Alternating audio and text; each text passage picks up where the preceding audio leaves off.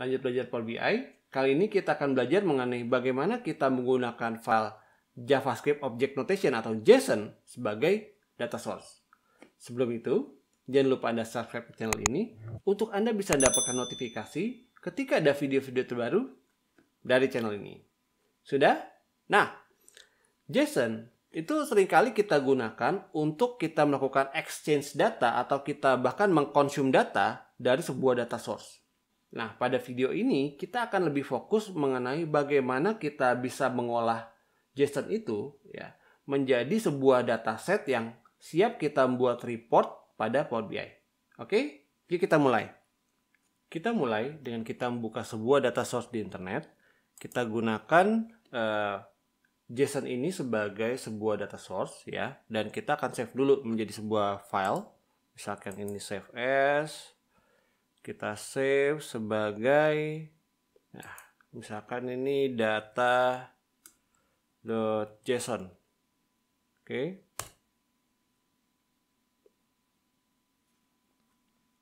Selanjutnya kita buka Power BI Desktop. Nah, dari sini kita get data ya. Nggak ada JSON, kita pilih more ya. Oke, selanjutnya kita pilih JSON dan kita arahkan atau connect ke data source yang tadi kita sudah download. Kemudian kita open. Nah, sedikit cerita mengenai JSON. JSON ini dia cenderung berbentuk bukan seperti tabel, tapi dia berbentuk seperti tree. Tapi pada satu level dia akan membentuk seperti tabel. Nah, kalau misalkan kita tadi melakukan proses open ya, dia akan melakukan extract, transform, load ya, dan membuka Power Query Editor. Oke. Nah, dari sini kita akan melihat bahwa strukturnya tidak seperti yang kita harapkan. Oke. Kenapa? Karena by default dia akan mengambil level pertama dan level selanjutnya dia akan menjadikan sebuah list atau tabel. Oke. Nah, yang kita butuhkan sebenarnya bukan level pertama ini. Nah, kita perlu lihat dulu strukturnya untuk kita bisa lihat di level mana kita bisa jadikan tabel. Oke, kalau kita lihat di sini dari strukturnya, ya, kita bisa view menggunakan tools online, misalkan JSON Viewer, ya. Nah, kita copy paste aja ke sini dan kita buka viewernya. Nah, kalau kita lihat ke JSON Viewer ini, nah, strukturnya ini dia sebenarnya ngambil struktur level pertama, tapi yang kita butuhkan kita lihat dulu ada di level mana. Kalau kita lihat di sini di field 0 ini bukan struktur yang kita butuhkan atau ada data berarti di sini. Sedangkan kalau kita lihat di bagian nah di sini justru ada data di bagian feature ya. Kita lihat misalkan di satu atribut geometri. Nah, kita butuhkan dia masuk ke sekitar 2 level. Kita buat masuk 1-2 level ini ya. Di 2 level ini, nah kita buat ini jadi kolom FID, kode provinsi dan seterusnya ya. Kita buat ini jadi kolom dari tabel yang akan kita gunakan pada report.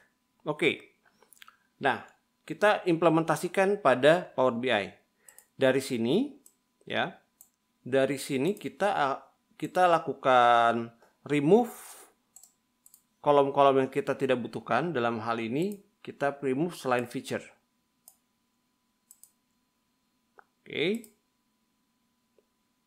Nah, kita expand feature ini menjadi expand to new row. Boom. Nah, masih berbentuk kalau tadi berbentuk record, tadi berbentuk list, sekarang berbentuk record. Nah, perlu kita lakukan, kita expand lagi recordnya. Kita expand, ya. Nah, jangan lupa untuk kita uncheck use original as prefix, oke? Kita akan expand lagi sini. Nah, akan ada expand ke dua sub record ya, karena memang dia bentuknya kalau kita lihat di struktur sini ada atribut dan geometri. Kita buat atribut dan geometri ini dia sebagai kesatuan row aja ya. Nah, dari sini kita lakukan expand lagi. Atribut kita expand. Pastikan Anda tidak cek di bagian prefixnya, ya, kalau nggak kepanjangan. Oke.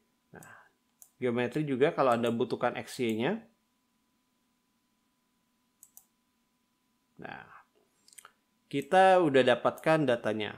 Kita lihat dulu datanya di sini. Nah, ada Indonesia yang merupakan kumulatif dari semua provinsi ya. Kita remove aja. Remove row, remove bottom row. Satu aja ya. Nah, dan kayaknya provinsi ID ini kita sudah tidak butuhkan. Oke. Nah, kita selesai memproses datanya. Sekarang kita misalkan sini pakai COVID per provinsi. Ini tabelnya. Oke.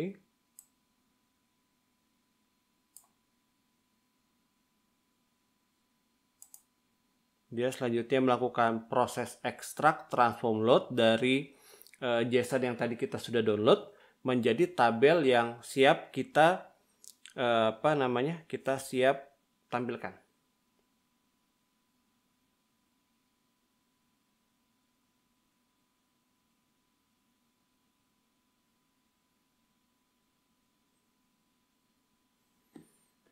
Oke. Kita tampilkan dalam bentuk yang paling sederhana aja ya, yaitu dalam bentuk tabel juga. Ya. Untuk menampilkannya, kita masukkan misalkan di sini ada provinsi, berapa posisi kasus positif, ya.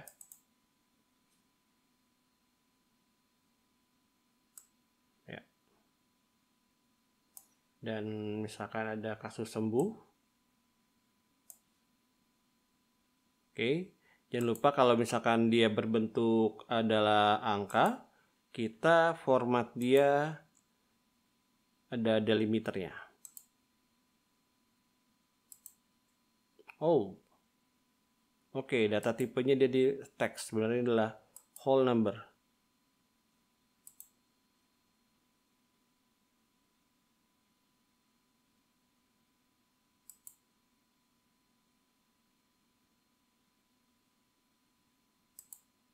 Ya, kalau nyata dia delimiternya dia nggak muncul ya, biasanya karena data tipenya kita tadi kelupaan masukinnya sebagai number, malah masuknya sebagai teks ya.